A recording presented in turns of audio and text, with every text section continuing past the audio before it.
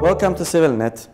Today we're going to talk about the court verdict against Istanbul-Armenian writer Sevan Nisanyan, who is sentenced for 13.5 months of imprisonment for denigrating the religious values of the society, or a big section of the society. Mr. Sevan Nisanyan has been a vocal critic of the current authorities and the previous authorities, the seculars and the Islamists. And this is not the first court verdict against a journalist in Turkey, and Turkey has become the top jailer of journalists in the world. Today we're going to talk about this with the correspondent of Reporters Without Borders in Turkey, Mr. Erol Onderoglu. Mr. Onderoglu, welcome to CivilNet. Thank you. Mr. Onderoglu, Mr. Erdogan, the Prime Minister of Turkey, himself was sentenced in 1998, and his sentence also was for reciting a poem at that time that was against the secular values of the Republic. That was his accusation, and he was jailed for that. And his government is doing the same thing now against its critics. At that time, the seculars were using the courts to suppress their foes, and now the AK Party and its government is using the judiciary against their critics. How do you comment on that?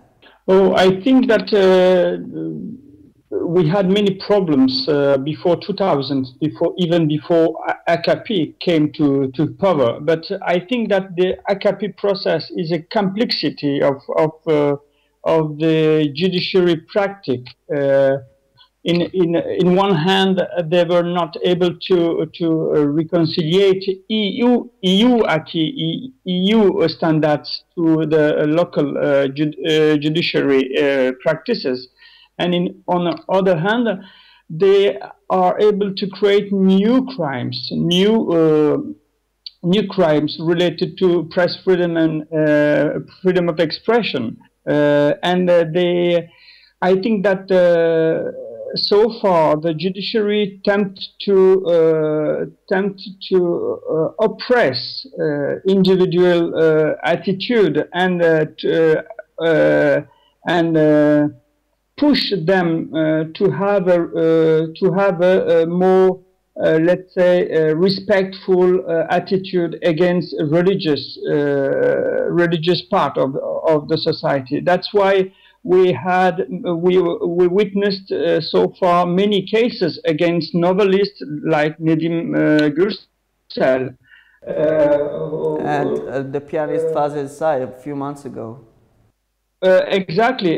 Not all these things to say that Sevan Nisanyan case is not the first one, but the result of very arbitrary and very controversial judiciary practices.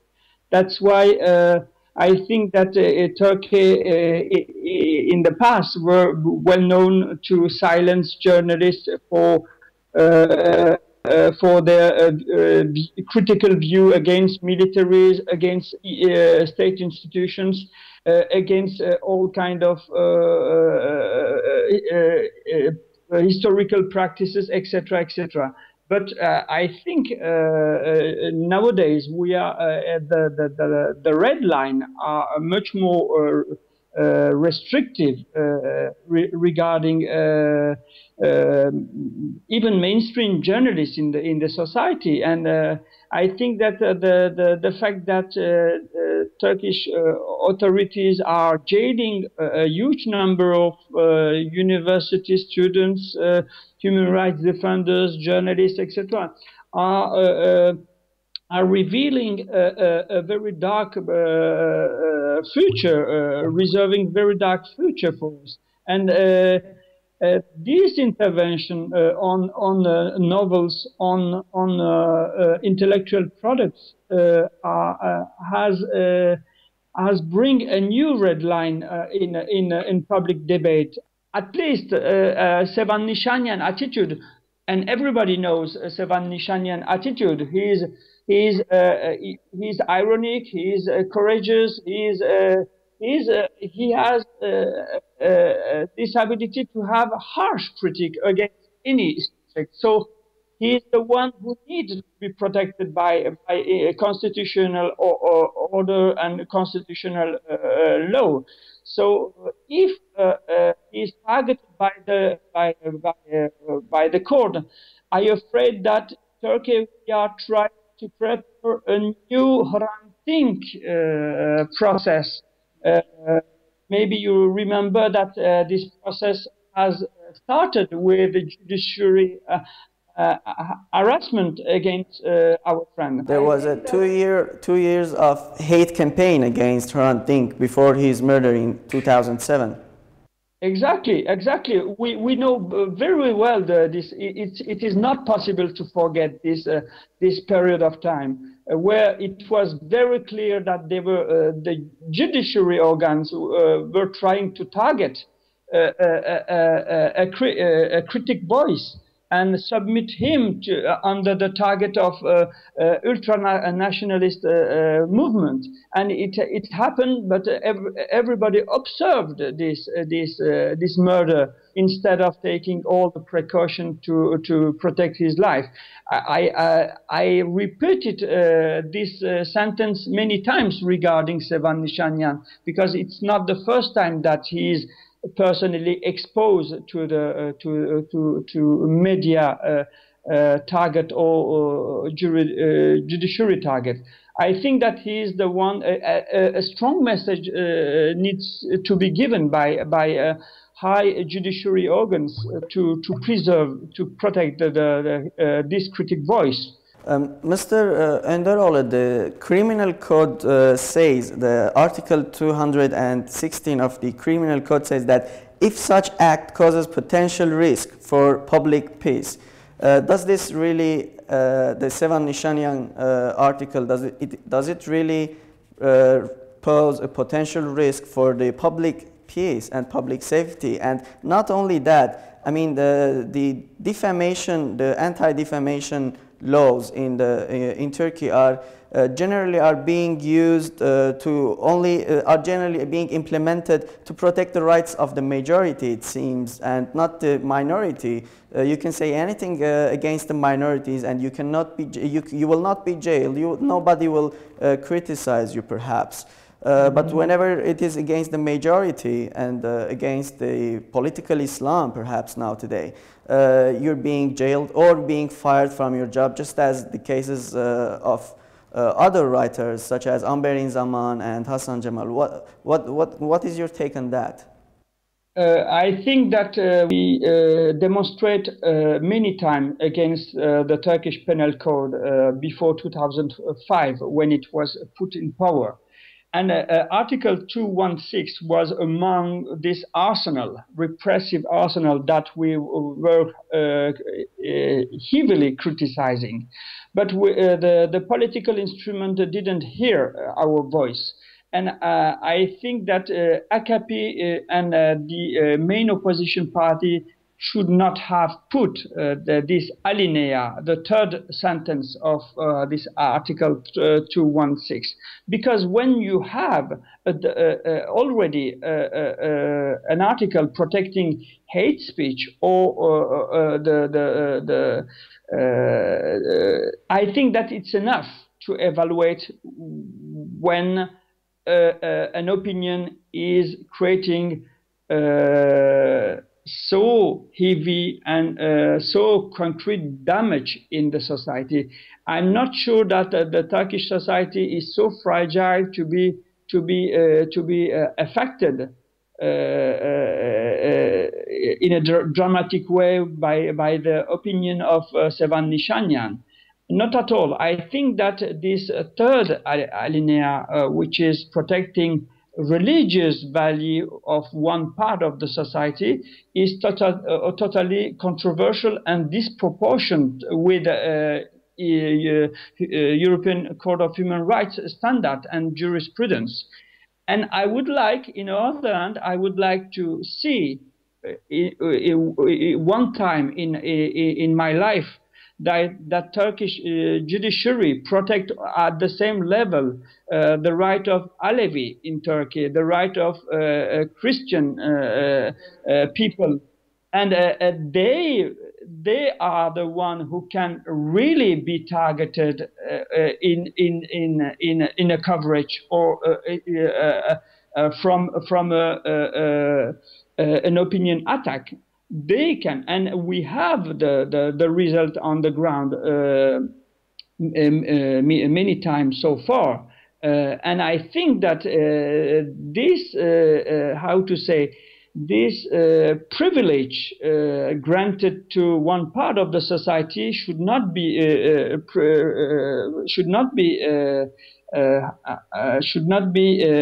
taken off from other part of the society, much more fragile, much more which need to have these feelings that they are equally protected by institutional organs, and this is not the case.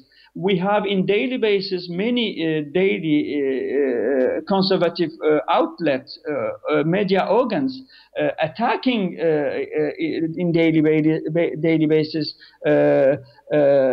minority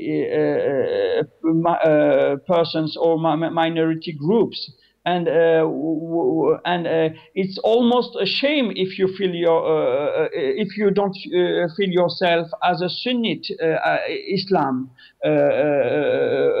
from the Sunnite Islam community. And I think that if the judiciary is not taking a good example of this fair practice of the law, I think that it is very embarrassing for the future of Turkish society. And that's why Reporter Without Border asked clearly the abolition of this third sentence of this Article 216. And we have a lot of articles in Turkish penal code. Yeah, the Turkish penal code arsenal is full of these articles, and we still see that the Article 301 is still in practice, and we were talking about Hrant Dink, and now his successor, Robert Koptaş, is being investigated, and he is facing trials for insulting Turkishness. Where do you think that this fight is going to end? I think that the solution found by Turkish government to interfere with the approval of Minister of Justice to the investigation or court cases launched under the Article 301 is not benefit at all for a free judiciary system. But as a result, it's sure that it diminished the number of investigation and the number of court cases. But the case of Robert show very well that it is not a guarantee at all, and any journalist or columnist can be pursued under this article. And I think that article like denigration of Turkish nation or article like such denigration of religious value, etc., are very controversial in a sense that Turkish judiciary is not well educated to have a respectful to guarantee European Court of Human Rights jurisprudence. We cannot change the mind in one day. So I think that we have many problems in sense of applying with the respect of Strasbourg decisions. And I think that the only way to have a very fair justice is to avoid to abolish all the Article 301, to abolish these third sentences of Article 216 and many other articles like the one who oppress consensus objectors' rights, the rights to say that consensus objectors should be guaranteed in Turkey, for example, the right to say I don't want to contribute to this dirty war, for example, and of course the example that you just Ministers' Council of Europe has many times recommended to the member state to abolish the article on their criminal code concerning defamation cases, and recommend that all these crimes should be fight with the compensation cases, not with a prison sentence. I think that all these recommendations should be followed by Turkish authorities. If freedom of expression has started to be a very controversial and very political polemic issues, topics, and but yes. Mr. Onderoglu, don't you also think that this is being more hostile against people like Nisanyan, Hrant Dink, Robert, also because of their ethnic background? Oh, I think that there is still a préjugé, something behind the mind of people who have such responsibility in the state. But I can assure you that Armenian friends are not alone to be oppressed. I think that it is coming from a huge problematic mind, which is targeting at the same time members of Christian communities, members of Alevi communities, and many other minority members. And I think that what should be the main target for the judiciary is to ensure the equality of all citizens, whatever their beliefs or whatever their convictions, whatever their cultural statues, etc. And but I'm afraid for the future, in a sense that with the nationalist movement in Turkey, members of Armenian community can be maybe more easily a target in the name of historical events, in the name of their ultra-nationalist convictions. That's a point I would like to underline. And but I can assure you, I can give you a last example. The Turkish government is now planning to build a third Bosphorus bridge, and the name of the new name of this third bridge is Yavuz Sultan Selim. And a sultan who ordered the killing of 40,000 Alevi in the past. So in the 15th century, can you imagine that how Alevi people in this community are feeling themselves very uncomfortable? But of course, they are not heard, and all this inequality and all these unfair practices are in a daily basis. Mr. Onderoglu, thank you for your time, and thanks for the analysis and the comments. We will try to follow the Sevan Nisanyan case and the freedom of expression in Turkey, and perhaps we will try to connect with Mr. Nisanyan himself, and we will follow the developments in the coming days. Thank you for your time. Thanks for the comments. My pleasure. Thank you. Bye-bye. And thank you for following Sevanet.